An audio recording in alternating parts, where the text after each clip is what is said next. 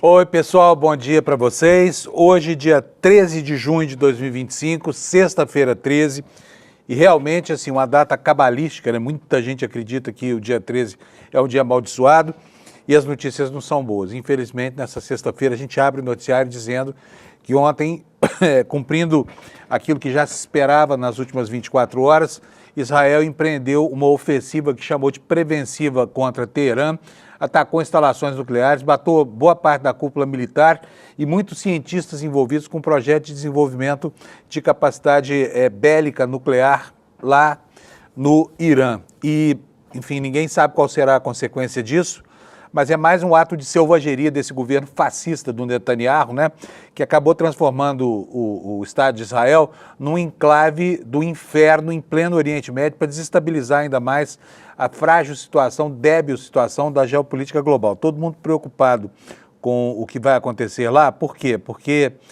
a paz mundial está por um triz, né? E está colocada aí no horizonte o tempo inteiro. Quantas vezes nos últimos meses nós não falamos aqui sobre a ameaça de uma terceira guerra mundial? E ela eclode em vários pontos, no conflito da Ucrânia com a Rússia, nas delicadas relações entre a Coreia do Norte e o mundo capitalista, enfim, na ofensiva, na guerra lá entre o Paquistão e a Índia.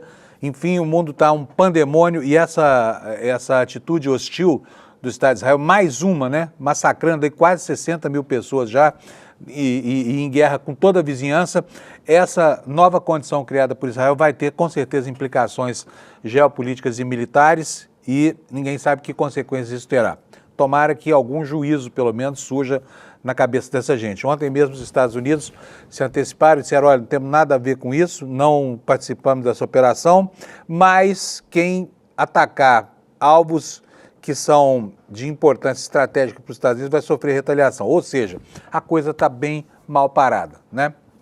Aqui do Brasil, gente, o governo continua às turras com o Congresso Nacional, buscando aí uma chance de tentar aprovar as medidas que o Haddad propôs para que o governo consiga dinheiro para pagar as suas despesas de custeio. E não está fácil, porque o Hugo Mota teve um arrobo de autonomia e está se descolando do governo Lula, né? Nessa crise de popularidade aí que ameaça os próximos meses do governo. E não se sabe como é que vai ficar a situação lá no Congresso Nacional, porque se o Brasil não tiver essas ferramentas de captação de dinheiro, provavelmente o país para daqui até o fim do ano, porque não é possível endividar o país para pagar despesas de custeio, né?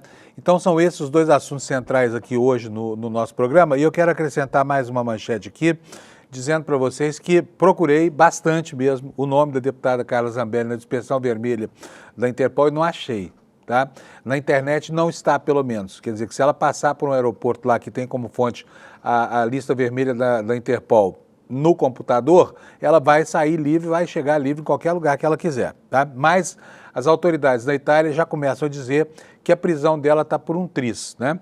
E ontem o Hugo Mota, cedendo à pressão dos bolsonaristas, enviou para a Comissão de Constituição e Justiça o processo de cassação que ele havia dito dias atrás que seria apenas o acatamento da decisão do Supremo Tribunal Federal. Mas os bolsonaristas querem, e agora o presidente da Câmara, num arrobo, que eu digo outra vez, de autonomia, se arrogou aí o papel de juiz da história e transferiu a decisão para a Comissão de Constituição e Justiça num recuo em relação ao que vinha dizendo alguns dias atrás, tá bom?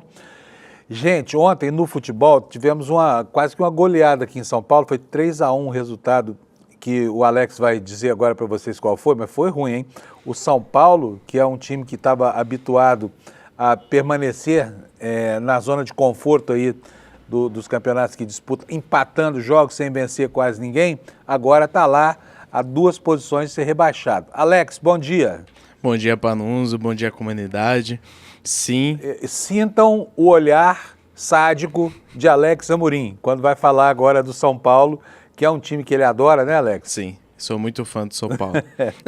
Fala aí, Alex. Então, ontem o São Paulo perdeu de 3-1 do Vasco, jogando no Morumbi, jogando em casa, e ele ocupa a 14ª colocação, Panunzo, com 12 pontos, e tá fletando ali com a zona de rebaixamento. O técnico, que é o Zubeldia, vai continuar no cargo até o momento. A direção falou que não vai trocar o comando. Porém, nisso, o jogo ficou 3-0, só relembrando, para o Vasco. E no finalzinho, o Rian Francisco fez um golaço e conseguiu diminuir o placar para Panunzio.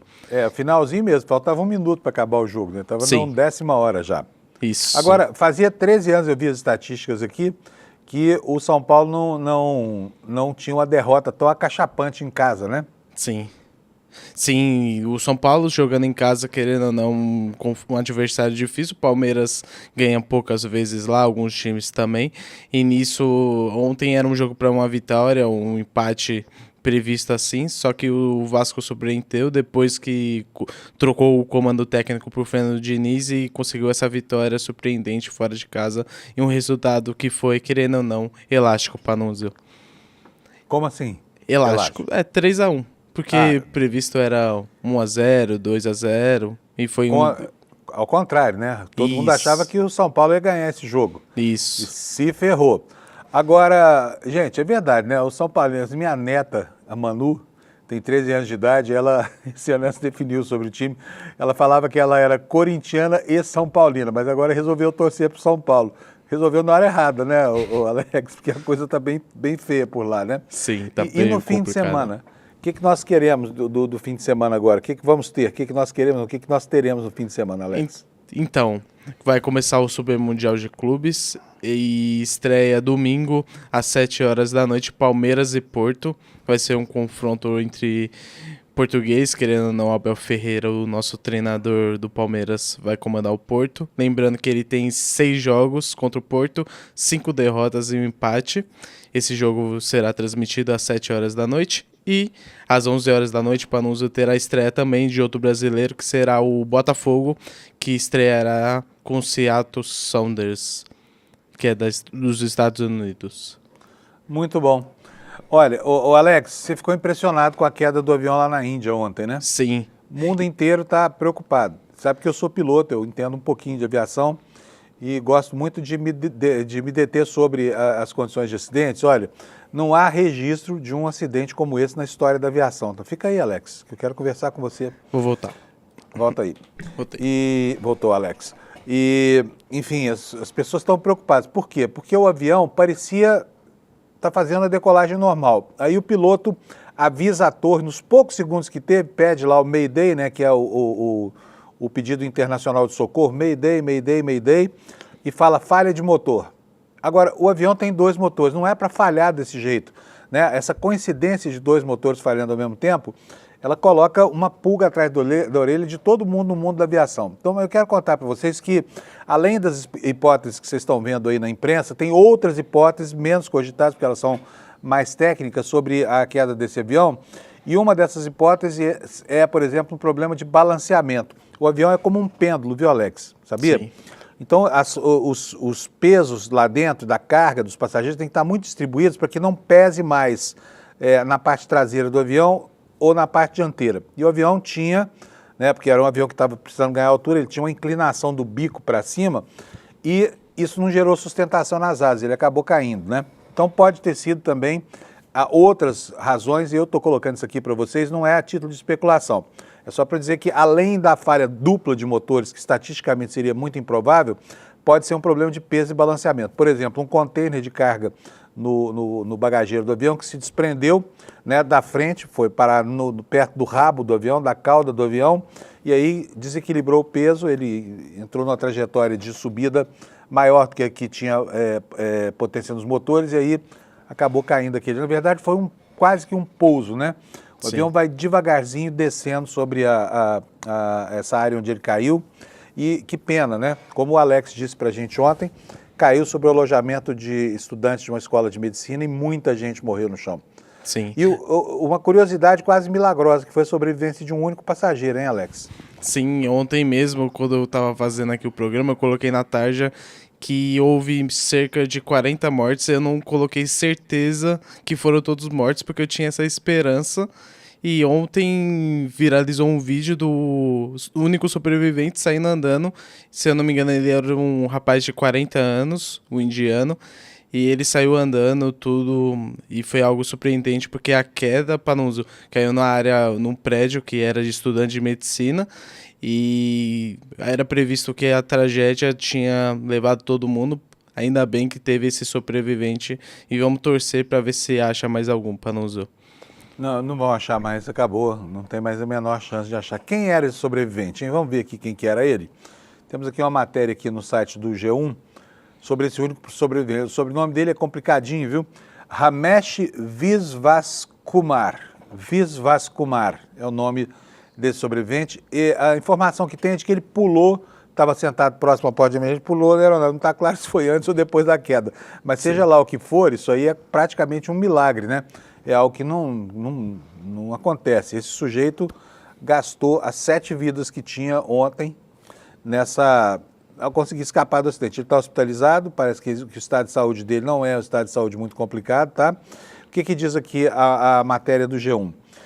Visvaskumar nasceu na Índia, tem cidadania britânica, deu uma entrevista no hospital, tá? Disse que estava voltando com o irmão para o Reino Unido depois de visitar a família dele lá na Índia. E aí ele relatou o seguinte: quando eu me levantei, havia corpos ao meu redor, fiquei com medo, me levantei e corri. Havia pedaços do avião por todo lado. Alguém me segurou, me colocou em uma ambulância e me trouxe ao hospital, disse ele ao jornal Hindustan Times. Imagens divulgadas em redes sociais exibidas por canais indianos mostraram um homem com camisa branca manchada de sangue e calça escura mancando na rua. Ele aparece amparado por um socorrista com hematomas no rosto e usando um cavanhaque. Mas que sorte lascada, né? Olha aqui, ó, no site do G1 tem aqui esses vídeos retirados das redes sociais. Antes tem uma propaganda aqui. Boa, Alex, tirou aí, porque nós não queremos vender nada de ninguém e nem para ninguém aqui. Tá acabando aqui a propaganda, eu vou mostrar para vocês o filme no site. Oi, Alex. Diga. E lembrando que o assento que ele estava era aí, 11A. Bota para nós, bota aí para nós, por favor, Alex. Tá, olha, é ele aí, ó. Saindo do acidente, tá vendo? Saiu até bem, né? Para quem imagina que o avião, nesse momento aí, devia estar a 270, 280 km por hora, que é a velocidade com que ele pousa. Olha, já sai gesticulando, tudo mais, manchando, foi para o hospital, tá bem, tá? Milagre, né? Esse sim, milagre mesmo. Bom, daqui a pouco a gente volta a falar mais sobre esse acidente de avião, Alex. Vamos ver agora como é que está a temperatura. Alex, aliás, volta aí. Hoje eu estou falante aqui, eu estou carente aqui do meu amigo Alex. Voltei. Você mora lá na Zona Leste, né? Isso, cidade de Tiradentes, Zona Leste. Tava tudo bem lá hoje, a hora que você saiu? Muito frio, congelado, tudo? Sim, tá do jeito que eu gosto. Se eu não me engano, tá uns 10 graus. Tô até de blusa de frio. E lá onde eu moro fica até neblina, Panuso. É, né? O Alex é bem cedinho da casa dele. Sai às 4h30 da manhã para vir aqui para o CL, mesmo horário que eu saio da minha casa. Hoje foi osso sair da cama, hein? Não foi, não? Sim. Pior que não. Amor. Na hora que eu toco o despertador, eu já pulo para não ter esse problema, Panuso. E aparece aqui de bermuda, viu, gente? Ele veio trabalhar de bermuda. Né? Hoje você tá de bermuda aí, não? Não, tô de calça. Ah, pelo amor de Deus, essa vai semana inteira. Congelar. Vamos ver então como é que fica a meteorologia aqui, gente? Vamos lá? Ver. Olha aqui, ó, tem áreas de perigo potencial hoje, pouco perigo potencial, são áreas em amarelo, né? O Instituto Nacional de Meteorologia grava isso aqui quando o perigo é mais severo em alaranjada, cor alaranjada, e depois em cor vermelha quando o perigo é grande mesmo. Então nós temos aqui alertas de chuvarada lá no norte do país, indo de São Luís, no Maranhão, nessa faixa amarela até a Cabeça do Cachorro, no Amazonas. Depois aqui no litoral da Bahia, praticamente todo o litoral, aqui com alerta de acumulado de chuvas, né? Lá para cima, na divisa de Sergipe com Alagoas, também acumulado de chuva na faixa litorânea. E aqui embaixo, o pau quebra de frio. Vamos começar aqui por essa área aqui no sul do país, para a gente ver o que está acontecendo. Olha, região das Serras Gaúcho e Catarinense, avançando pelo interior do Paraná, o alerta aqui é de geada, né? Que deve ter acontecido nessa madrugada, e depois a gente confirma essa informação para vocês. E aqui, no queixo de Minas Gerais, Minas parece um rosto, né, com um narizão enorme para frente, aqui no queixo de Minas Gerais é onde fica a raiz da Serra da Mantiqueira, região de Poços de Caldas, por ali, que vem depois margeando a divisa entre os estados de São Paulo e Minas Gerais, e São Paulo e Rio de Janeiro, tá? Essa é a região, uma das regiões mais frias do país, por causa da altitude lá, né, porque Campos do Jordão, por exemplo, tem uma altitude de mais de 1.500 metros e a informação é de que gearia nesta madrugada. E para quem está interessado em saber como será o clima no fim de semana, nós teremos aí um sábado ensolarado, mais gelado no sul e sudeste, e teremos uma seca importante no interior do Brasil, na região do Cerrado, né? Enquanto lá na Calha Norte voltam as chuvas. É essa a condição para o fim de semana. Aproveite bem o seu sábado, domingo pode voltar a chover, principalmente aqui no Rio de Janeiro e em São Paulo, tá bom? Gente, então esses são os destaques da meteorologia. E vamos dar prosseguimento aqui, porque já são 7h15 da manhã, o tempo urge e as notícias são muitas, né? Vou mostrar para vocês os destaques no site do ICL. Hoje as preocupações voltadas aqui para a geopolítica global, porque ontem o Netanyahu, esse líder fascista dessa nação genocida chamada Estado de Israel, resolveu fazer o que vinha prometendo há muito tempo, atacar diretamente instalações nucleares do Irã. E desta vez, não adianta querer justificar isso com o argumento de que, nós estamos só nos defendendo. Não, dessa vez não. O próprio Estado de Israel disse que o ataque era preventivo. Então, quer dizer, é uma iniciativa que parte de Israel para Teherã. E Teherã tentou uma retaliação, mas foi uma medida ainda tímida, porque aquele país tem uma força aérea importante, tem meios para fazer mais do que isso, mas por enquanto a primeira retaliação foi apenas o envio de cerca de 100 drones em direção às cidades de Israel, que são detectados em sua maioria pelo Domo de Ouro, né, que é aquele sistema de segurança antiaérea que existe lá no Estado de Israel. Mas não se preocupe não, porque vem mais por aí. Essas nações se odeiam de morte, né? E o movimento do nazista do Netanyahu gera implicações do outro lado de lá. Eu estou usando uma palavra, eu sei, você está falando, não, o Fábio ficou louco, chamar o primeiro-ministro de Israel de nazista. Mas a prática é assim. A prática é isso, inspira em tudo aquilo que aconteceu contra os judeus da Segunda Guerra Mundial. O que estão fazendo em Gaza é algo abjeto, é algo nojento, é algo horrível de se ver, enquanto o mundo se cala, né? E aqui no Brasil, as pressões se intensificam para que o governo Lula tome uma atitude, né? E rompa relações diplomáticas com esse Estado que é um Estado genocida, o Estado de Israel. Posição da qual eu compartilho, tá? Acho que passou da hora, né? Está no campo da retórica, pessoas importantes ligadas ao governo estão lá conjecturando sobre essa possibilidade e não estranhe se ainda durante o fim de semana sair alguma novidade nessa área. Como vocês sabem, o presidente Lula tem sido um crítico muito constante desses massacres promovidos por essa república fascista de Israel, né? E o Brasil está muito perto de romper realmente essas relações diplomáticas. O fato é que o Itamaraty analisa nesse momento relações comerciais e também relações diplomáticas e alguma medida mais concreta do que esse tititi de não estou gostando disso, é só uma crítica. Não, está na hora de começar a tomar medidas práticas mesmo, né? Para que o Brasil possa demarcar uma posição em relação aos absurdos que têm sido cometidos pelo governo judeu do Estado de Israel contra toda a vizinhança dele. Contra o Iêmen, contra a Síria, contra todo mundo, né? Eles simplesmente colocaram fogo lá no Oriente Médio e vêm com a maior disfarçatez desafiando o mundo e desafiando todas as pessoas que acreditam no bom senso, ainda que numa situação de beligerância como essa que está se verificando ali. Mas vamos para a manchete aqui. A manchete no nosso site, no site do ICL, é essa que você está vendo aqui na sua tela. Sob alegação de ameaça nuclear, Israel bombardeia dezenas de alvos no Irã. Irã lançou 100 drones direcionados a Israel, que as defesas do país tentaram interceptar.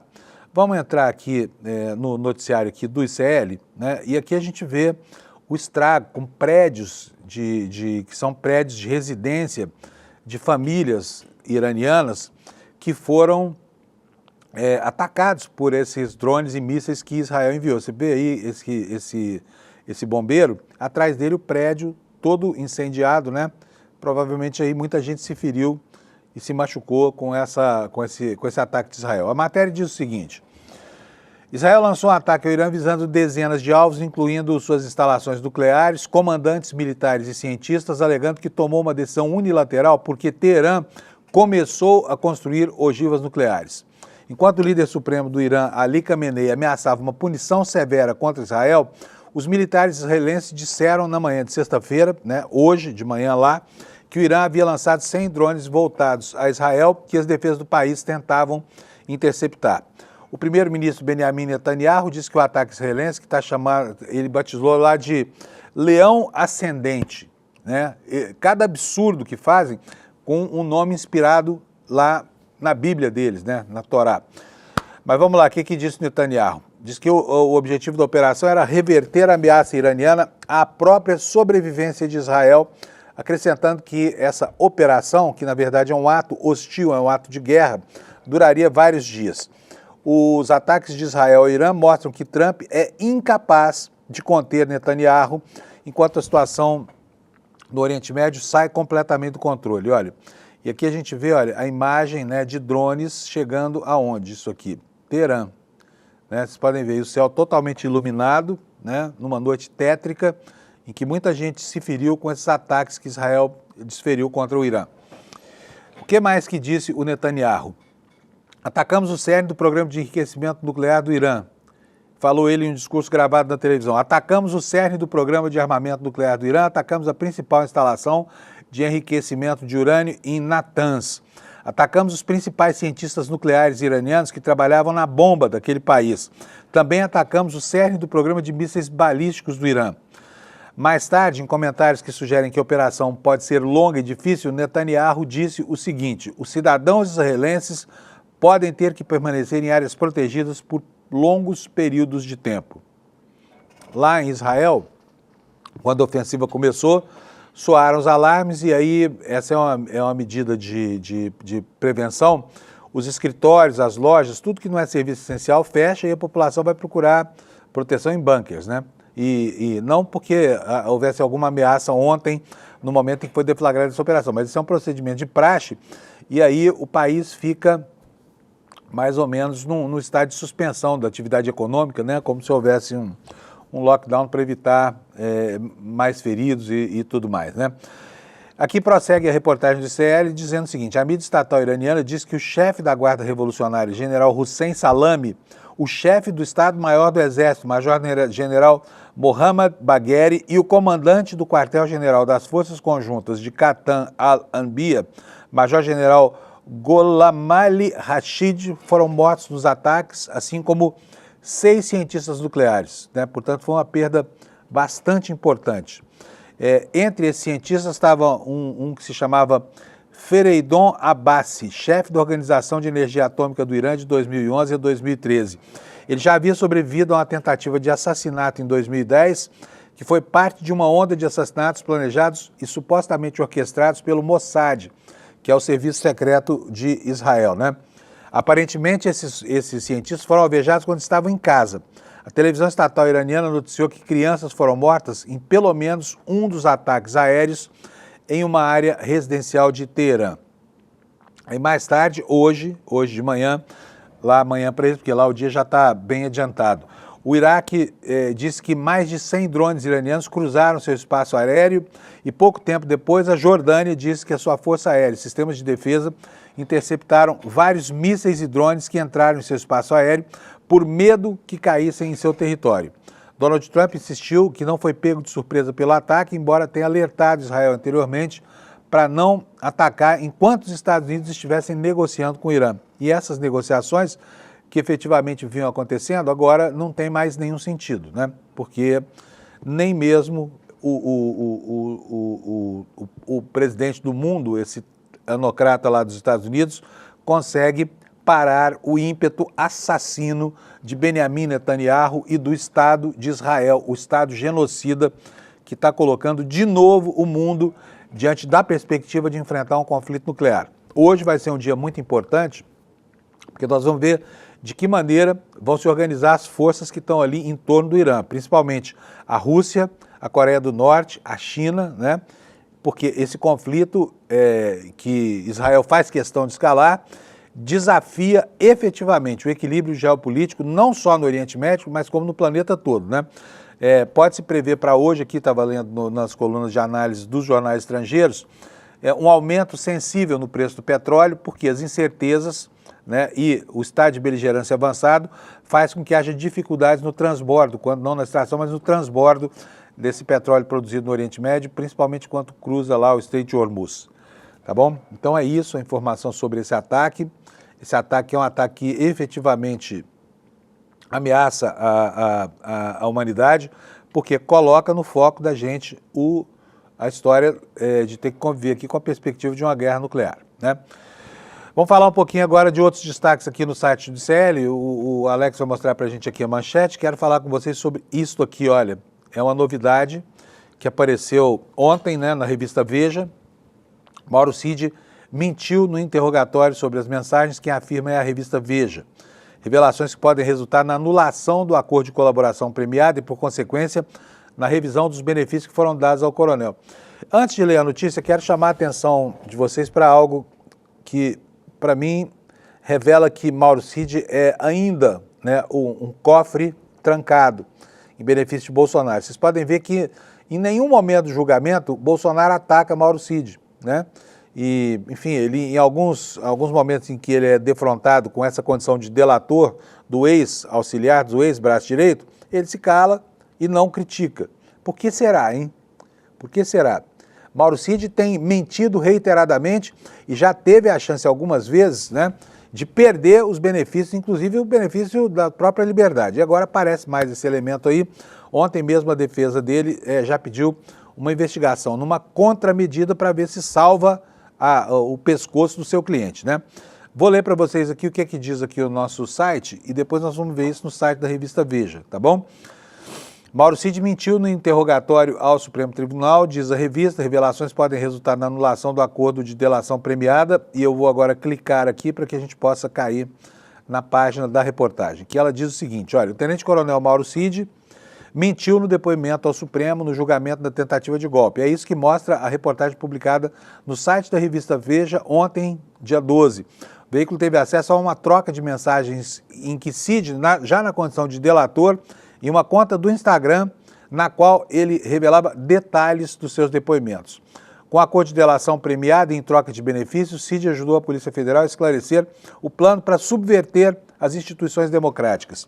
E esses diálogos, mostrados pela revista, mostram que ele quebrou uma série de condições. Ele se comprometeu a falar a verdade, a não revelar o que relatou às autoridades, não ter contato com outros investigados e nem usar redes sociais.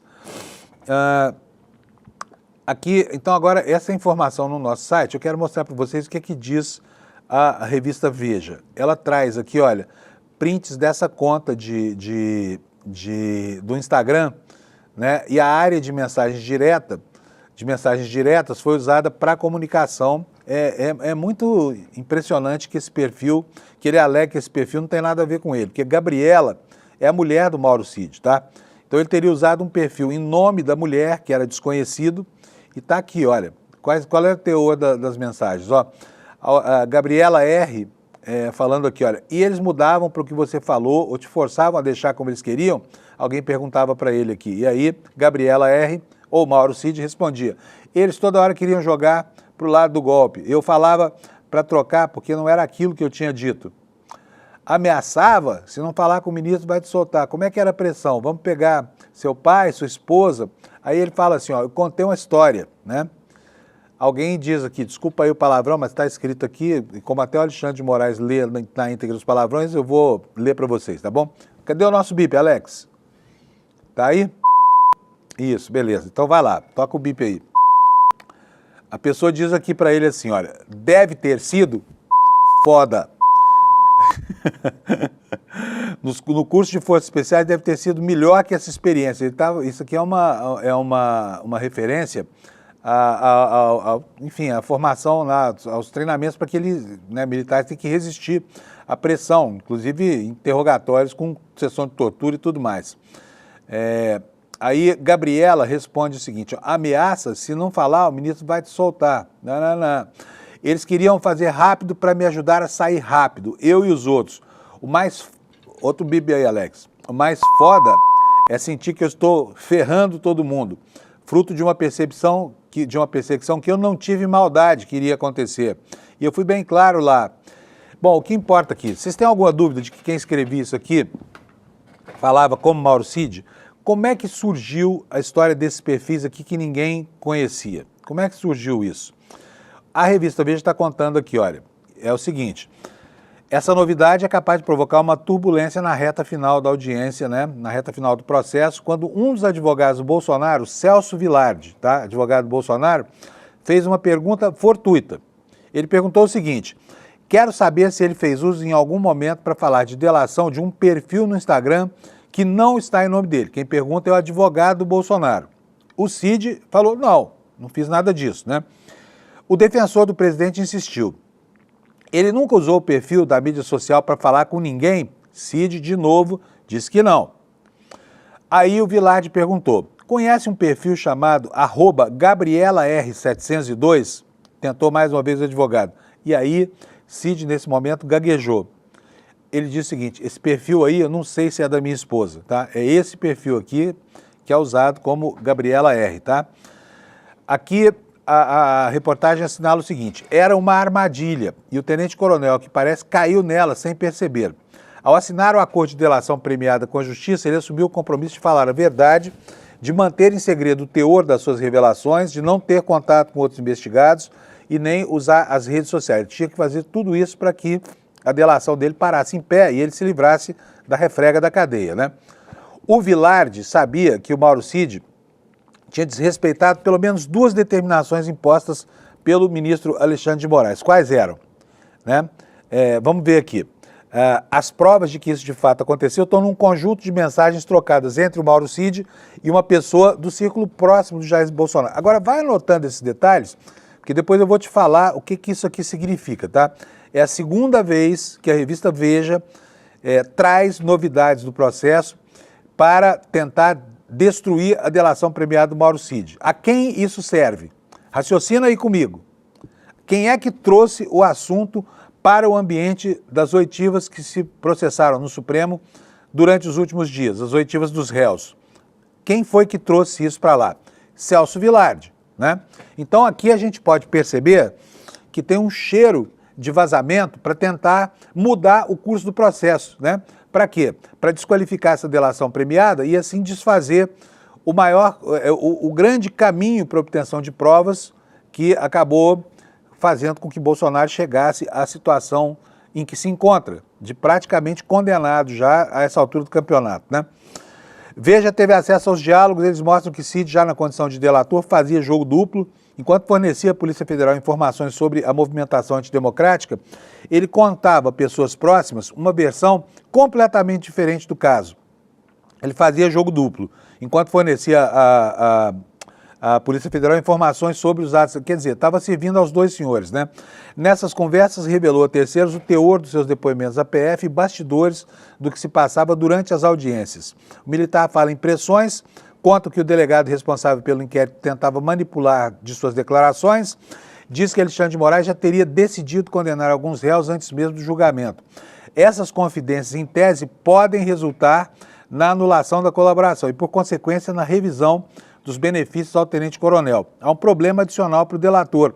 Antes do início do interrogatório, Cid foi advertido por Moraes sobre a obrigação de falar apenas a verdade. Ao afirmar na sequência que não usou a rede social, portanto, ele mentiu. Agora, verdade seja dita, ele não revela nenhum detalhe aqui que pudesse, de fato, comprometer as investigações. Ele tece aqui no perfil da mulher comentários sobre os movimentos do processo, mas não está instruindo a testemunha, não está fazendo nada, ele só está descumprindo uma das determinações cautelares. Agora, que consequência isso terá?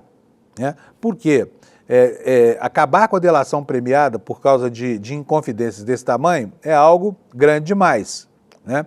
O que será que vai fazer o ministro Alexandre de Moraes? Ao mesmo tempo, saber que o réu não respeitou essas restrições cautelares e estava lá conversando com o mundo através de um perfil da mulher dele, isso é uma ofensa grave também, né? E revela a condição de mentiroso, quanto mais desse Mauro Cid ao longo de todo o processo. É só mais uma mentira a se somar a tantas outras. E, por fim, a última coisa que eu quero dizer é que, nos processos criminais, a delação premiada, ela não serve como prova. Portanto, nada do que o Mauro Cid alegou é prova contra Bolsonaro. Pode até fornecer indícios, mas a delação premiada é usada como um meio para a obtenção das provas. Então, ainda que ela no futuro venha a ser anulada, essa anulação não implica a anulação do conteúdo probatório que foi juntado ao processo a partir do que disse Mauro Cid. Mas é bastante grave e isso aqui também deve ter repercussão nas próximas horas, né? E eu aqui, francamente, a gente fica torcendo para que esse Mauro Cid perca logo o privilégio e vá fazer companhia para o Braga Neto lá no presídio, que é o lugar onde esse sujeito tinha que ficar. Afinal de contas, apesar de ter, né, feito às vezes de X9, numa desonra para sua condição de militar, apesar de não ter aguentado a pressão de um delegado de polícia num período de democracia plena, né, ele e outros cultores da tortura como técnica de interrogatório, não conseguiram segurar nem minimamente a língua, né? Isso na década de 60, de 70, quando eles estavam torturando o pessoal que pensava diferente, era considerado o ato de fraqueza, né? O delator era um fraco do ponto de vista moral. E o Mauro Cid parece que é 2 vezes mais fraco. Primeiro, porque assume a condição de delator e entrega os cúmplices das ações criminosas que ele, inclusive, ajudava a coordenar. E segundo, porque é um homem que não suporta a mínima pressão. Imagina a qualidade desse militar num campo de batalha. Imagina o que aconteceria se ele estivesse lá comandando os doidivanas lá dos Kids Pretos, que deveria ter acontecido a ele, não tivesse sido preso, né? E numa operação militar de fato, de verdade. O que seria de Mauro Cid? Tá? Então está aqui, ele mentiu, a revista Veja, de novo, publica uma informação que pode implicar na anulação da delação premiada. Com certeza, a pessoa que passou isso para a revista se interessa exatamente por isso, porque não há outra explicação, né? Prestação de serviço para implicados em casos terríveis de corrupção. Vamos seguir com o noticiário. A primeira consequência disso aqui, olha, a defesa do Mauro Cid adotou a contramedida judicial, está pedindo agora que o Supremo investigue o perfil desse Instagram, que seria da mulher dele, tá? A matéria diz o seguinte, olha, de acordo com as mensagens reveladas pela Veja, o Cid teria dito que o Schor, que é um delegado da Polícia Federal, é esperto, sabe interrogar. Aí fala aqui sobre as fofocas que ele falava lá nesse perfil da mulher dele. Após a publicação da reportagem, a defesa do Cid pediu investigação desse suposto perfil e comunicou: a defesa de Mauro Cid vem perante esta corte através do eminente relator ministro Alexandre de Moraes para requerer a abertura de investigações para apurar a titularidade e o uso dos perfis Gabriela R ou Gabriela, @Gabriela702. Além do pedido de investigação, Cid, segundo seus advogados, não usava esse perfil. Ele declara o seguinte: a defesa de Mauro Cid vem afirmar a total falsidade da matéria e do seu conteúdo e o faz afirmando que esse perfil não é e nunca foi utilizado por Mauro Cid, pois ainda que seja coincidente com o nome da esposa dele, Gabriela, com ela não guarda qualquer relação. Tá para se provar isso aqui, né? O fato a anotar é que, se pela segunda vez consecutiva, fontes com certeza vinculadas à defesa do Bolsonaro usam a revista Veja como uma espécie de cavalo de Troia para tentar anular a delação premiada que trouxe tantas provas e tanto colorido ao processo que agora implica o senhor Jair Messias Bolsonaro, tá? Essa é a informação. Olha, nós vamos passar agora para o noticiário internacional. É óbvio que o assunto Israel-Irã está na capa dos jornais do mundo, mas não é só esse o assunto, porque lá nos Estados Unidos o pau está quebrando, de novo, tá? O pau está quebrando. Mas antes de começar a falar sobre as desavenças aí do Trump com a opinião pública americana, eu quero mostrar para vocês uma tentativa de reconciliação. Ontem, Dia dos Namorados, né? Ontem foi Dia dos Namorados. E no Dia dos Namorados, houve uma tentativa de reconciliar 2 pombinhos que andavam brigadinhos, né? E que, olha só, vou mostrar para vocês, isso aqui poderia ter sido um correio elegante. Meu querido Alex, isso, obrigado por ter colocado na tela aí. Olha só, I regret some of my posts about President real Donald Trump last week. Eu me arrependo de alguns posts sobre o presidente Trump nos últimos dias. Eles foram longe demais. Disse aqui quem? Elon Musk, aquele que disse que o Trump é pedófilo e participava das surubas armadas pelo Jeffrey Epstein, aquele tarado que morreu na cadeia em 2019, depois que teve, né, a sua vida de orgias e devassidão colocada publicamente em processos judiciais. Mas agora está aqui o Musk pedindo perdão ao Trump por ter chamado ele de pedófilo, né? Só para lembrar aqui, a SpaceX, a empresa de mandar foguetinho para a órbita da Terra do Musk, faturou 16 bilhões de dólares no ano passado, no último ano, mandando esses foguetes para a órbita da Terra, tá? 16 bilhões.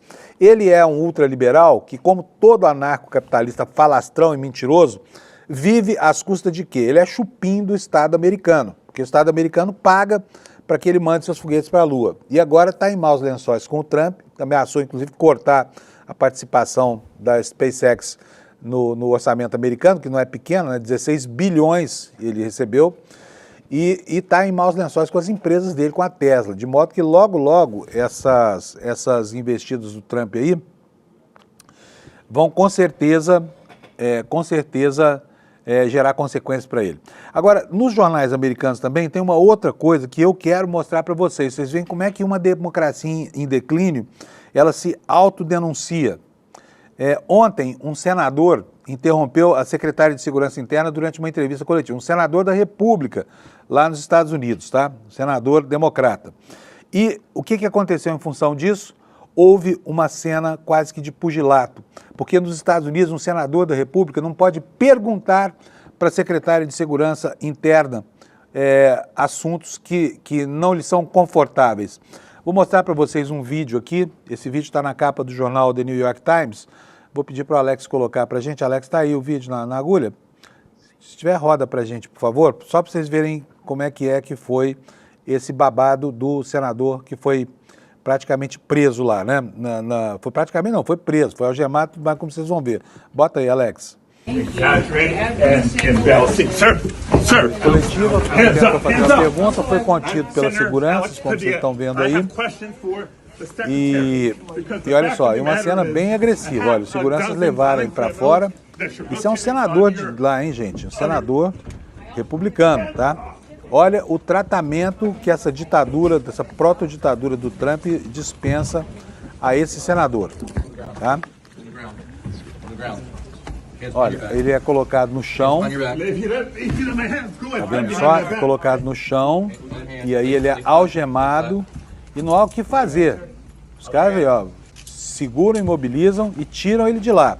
Isso é o retrato de uma ex-democracia em decadência. Aonde é que está a tal liberdade de expressão que esses caras dizem que defendem tanto? Se um senador da República não pode fazer uma pergunta para a secretária de Segurança Interna, né?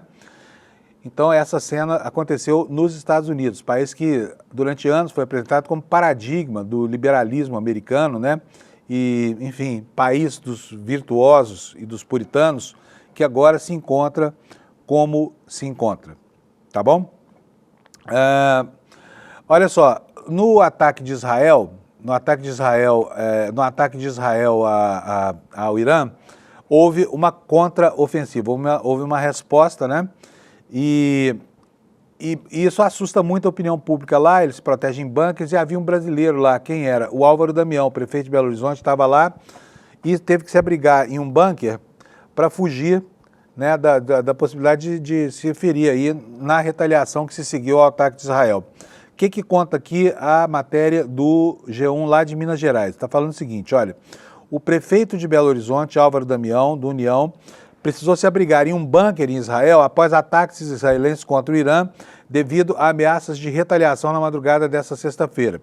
Relatou ter sido acordado por volta das 3 horas da manhã, no horário de Israel, por sirenes que alertavam a população para procurar abrigo sobre eventuais ataques aéreos. O governo israelense convidou Álvaro Damião para visitar o país e conhecer justamente o quê? Tecnologia de defesa e segurança. Fez bem de ir, viu, senador, o prefeito? Muito bom, assim, ir a um país hostil como Israel, né, que vocês da direita brasileira apoiam, no momento em que Israel deflagra praticamente aí o estopim da Terceira Guerra Mundial. Então, foi ótima a sua noite, espero que o senhor tenha aprendido, né, a não visitar países que afrontam, né, inclusive a moral da guerra, tá? A moralidade numa guerra, né, que é essa covardia que Israel tem feito aí com seus vizinhos, né? O que mais se diz a matéria? Ainda de acordo com o prefeito de Belo Horizonte, cerca de 25 brasileiros, incluindo prefeitos de outras cidades, integram a comitiva convidada para essa visita. Portanto, é uma expedição de lobby, né? Em entrevista à Rádio Itatiaia, Álvaro Damião disse que ainda não sabe como voltará ao Brasil e também recebeu uma ligação da Embaixada Brasileira em Israel que informou que ele teria que esperar, já que o espaço aéreo, agora povoado por drones e mísseis, obviamente está fechado, né? Prefeito de Belo Horizonte, espero que o senhor fique muito tempo por aí, tá? Para aprender como é que é uma guerra e para ver mais de perto aí as atrocidades cometidas por esse governo fascista da nação genocida chamada Israel. Bem, um pouquinho mais para cá, para o lado do nosso ocidente global, né? Na Itália, enquanto isso, está lá a Carla Zambelli, muito provavelmente acossada pelos movimentos do governo italiano que parece que não darão guarida a isso que ela pretende, que é viver uma vida tranquila lá, como se não tivesse cometido crimes em série aqui no Brasil e esteja condenada a 10 anos de prisão, né? O jornal Correio Brasiliense hoje traz para nós essa matéria aqui, olha. O embaixador italiano, tá? Embaixador Renato Mosca, prevê a prisão da Carla Zambelli na Itália a qualquer momento. Isso pode acontecer já, é só localizarem ela lá, não sabem onde está. Mas está lá, a Zambelli, né? O embaixador do Brasil na Itália, Renato Mosca, prevê que a deputada federal Carla Zambelli pode ser presa a qualquer momento na Itália. Evidente que há uma mobilização para deter a deputada, porque ela está na lista de difusão vermelha da Interpol. Essa informação nós vamos checar agora, tá? Juntinhos aqui, eu e vocês. As autoridades judiciais italianas acataram o pedido e hoje ela poderá ser presa a qualquer momento, afirmou Mosca em entrevista ao programa Estúdio I da Globo News. De acordo com Mosca, as autoridades italianas acataram o pedido de inclusão na lista da dispersão vermelha da Interpol e, com isso, a deputada, que é considerada foragida da justiça brasileira, tem sido procurada. As forças policiais italianas, disse o embaixador, estão trabalhando na investigação e na localização dessa foragida para efetuar a prisão, afirmou ele a Andréa Sadi lá na Globo News. Se isso aqui é verdade, a Carla Zambelli está bem frita, né? Agora, ontem as pessoas se perguntavam, mas o que vai acontecer se ela for presa lá? Basta lembrar de alguns casos recentes aqui em que houve pedido de deportação, pedido que foi atendido. Nós tivemos vários e vários casos aqui. A gente se lembra aqui do Cesare Battisti, né, que durante muito tempo foi abrigado aqui do governo brasileiro. A extradição foi pedida, ele foi preso, foi colocado em liberdade, fugiu do país. Quando a justiça brasileira decidiu prendê-lo para proceder à deportação, ele já tinha vazado, foi preso fora do Brasil, né? Mais tarde, se eu não me engano, na Bolívia, na Colômbia, não me lembro bem aqui o lugar, mas tem outros casos. Tem, por exemplo, o caso do Pisolato, que entrou na Itália, né, com o passaporte de um irmão que já era falecido, acabou sendo preso lá e, embora tenha cidadania italiana, foi deportado para o Brasil, né? E tem vários e vários outros casos aí. Portanto, não se preocupe que a Carla Zambelli vai voltar ao Brasil, tá? Não se sabe quando, porque esse processo de deportação leva meses. Ele envolve autoridades não só do poder executivo na Itália, do governo italiano, mas também da justiça italiana. E o pedido tem que ser analisado, tem que ser colocadas as condições de conformidade entre os sistemas prisionais, analisar a sentença e analisar o caso específico da cidadania da Carla Zambelli. Agora,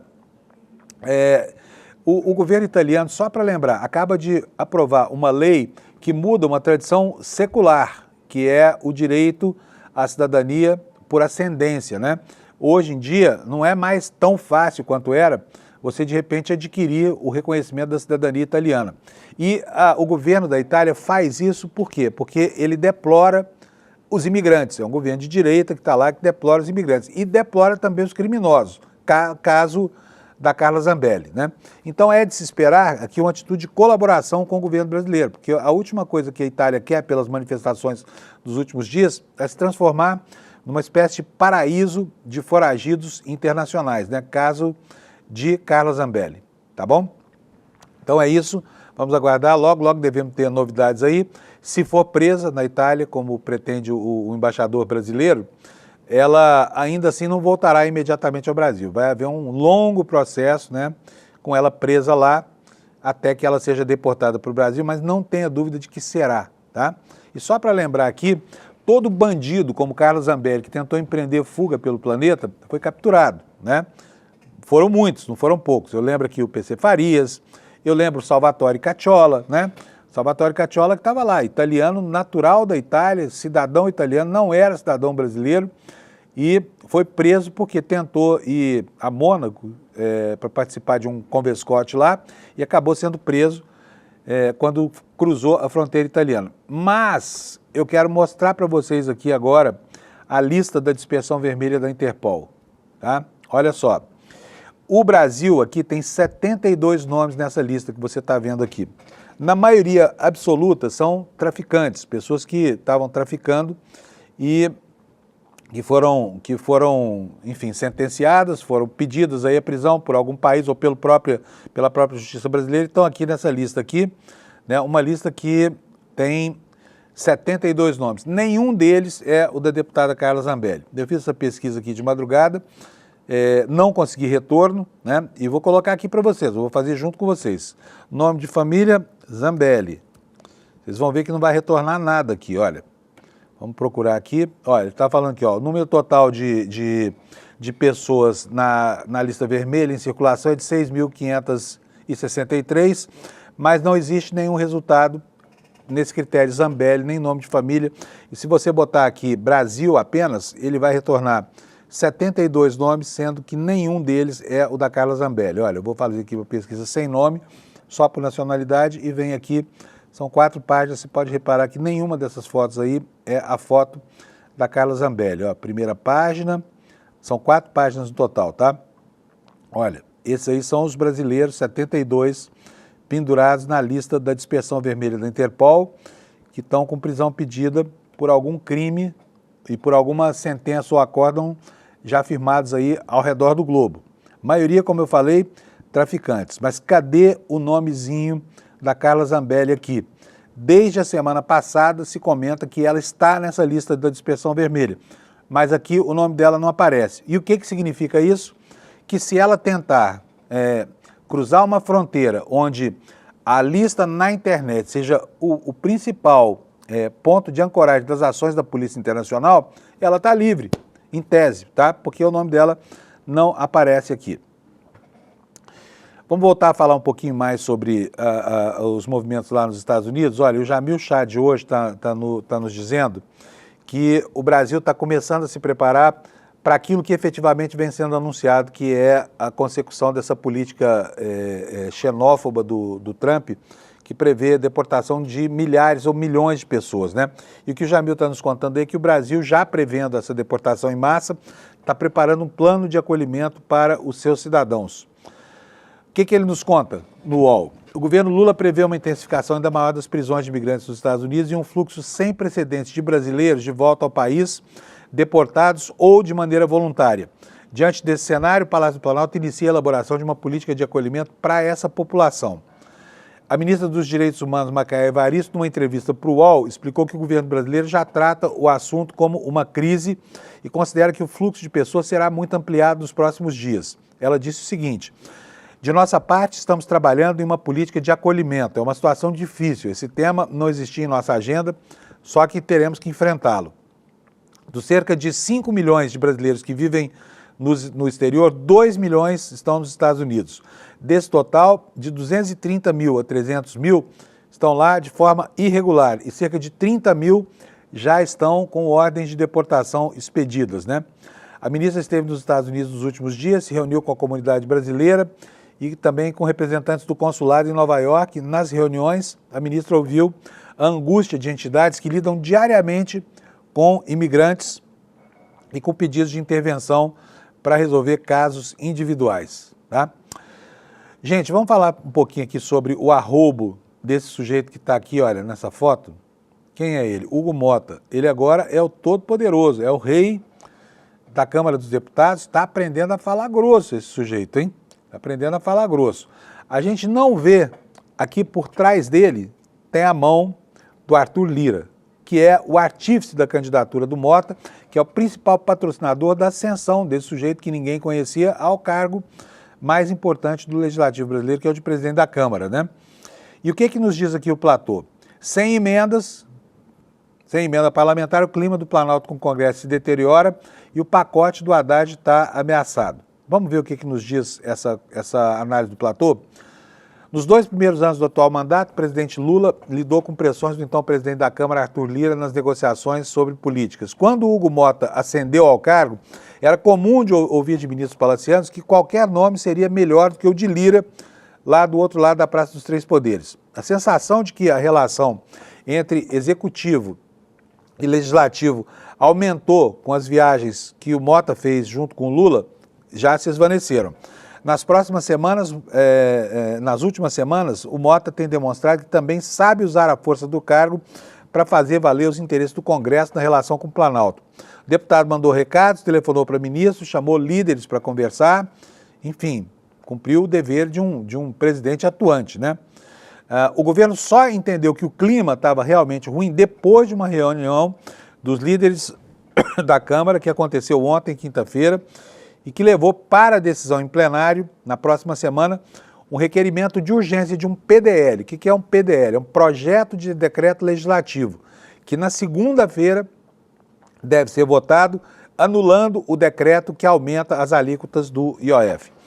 Se a urgência for confirmada pelo plenário, Mota poderá levar esse projeto de decreto legislativo para votação quando quiser, sem ter que passar por comissões de mérito. E aí, nessas circunstâncias, o projeto de decreto legislativo da oposição serve como um trunfo do presidente da Câmara contra quem? Contra o governo federal. Caso esse PDL seja aprovado pelo Congresso, será uma das maiores derrotas políticas do terceiro mandato do Lula. E vai ser, gente, um desastre para o Brasil. Agora, observe bem as forças que estão se articulando por trás dessa situação de confronto congressual. Os parlamentares estão brigando por lobbies muito poderosos. Por exemplo, o lobby das fintechs, né, que é muito poderoso. Ontem aconteceu até uma cena engraçada, porque os defensores da falta de equidade fiscal no Brasil, da falta de justiça fiscal, estão se batendo agora. Ontem teve um debate muito interessante na CBN, na hora do almoço, em que o Carlos Sardenberg duelou com a Miriam Leitão, a Miriam defendendo o governo e o Sardenberg atacando o governo, porque diz que vai empobrecer o sistema financeiro, vai ficar caro para o tomador de posse cobrar de fintechs como o Nubank, que é um gigante, né, que está disputando as primeiras posições com os grandes bancos brasileiros, que esses caras têm que pagar tanto imposto quanto os bancos. Hoje eles pagam 9%, na proposta que vão a 15%, enquanto os bancos pagam 20%. E eles não querem pagar nada. Então tem lobbies poderosos lá, a bancada da jogatina, juntou tudo que é ruim com a má índole dessa gente da oposição, com a vontade de derrotar o Lula, e isso forma um coquetel explosivo que na semana que vem vai virar algo muito indigesto para o governo se prevalecer o cenário que está sendo montado, tá bom?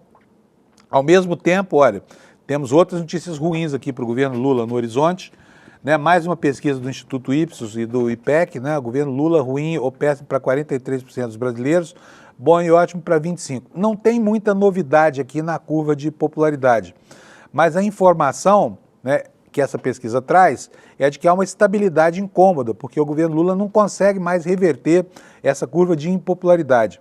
Rapidamente aqui, a matéria diz o seguinte, olha, a pesquisa divulgada ontem mostrou que 43% dos brasileiros consideram o atual governo ruim ou péssimo, alta de 2%, portanto, dentro da margem de erro, não tem muito significado.